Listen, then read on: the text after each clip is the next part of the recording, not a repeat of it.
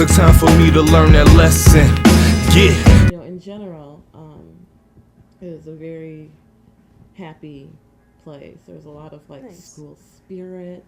Yeah. You know, we would have problems in the school, and the principals would have the football team talk to the students. That's cute. And That's really awesome. And it really like worked. And like totally. there was some type of like, I guess, respect between the students that it was like, okay, man, come on, let's just stop fighting. Yeah. And I can't imagine what it would be like if we'd gotten a message from our football team. Yeah. Like, really?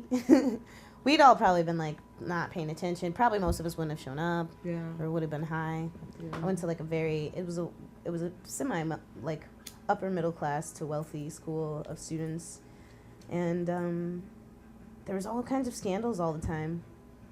How is it like with people that were queer in your school? Like, you know, it was pretty. Were there people that were out? Were there people? Yeah, there were people that were out. What I found is like some of the students that were a little younger than us and ourselves, we all started coming out, and then I noticed that like kids who graduated before us were coming out while they were in college and that sort of thing, and I found that to be very interesting.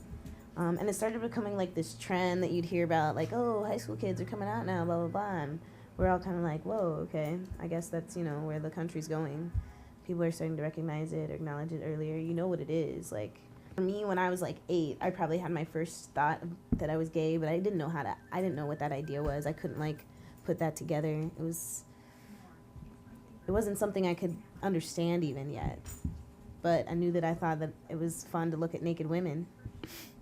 You know? Mm-hmm. You don't know why, but you just want to sneak away and look at your grandpa's naked lady pictures or your uncle's naked lady pictures. You're like, oh, giggle about it. Coming out was it was stages for me. Stages. High school. And then I went to college in Indiana. Mm-hmm. And it was like, I lived in a dorm where everybody was white, and most of the people had never been around black people before.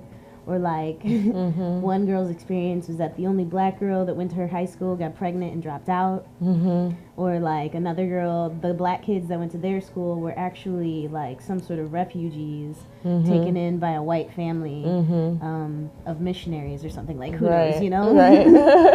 So I'm like, okay, I am not telling any of you that I'm gay. Right.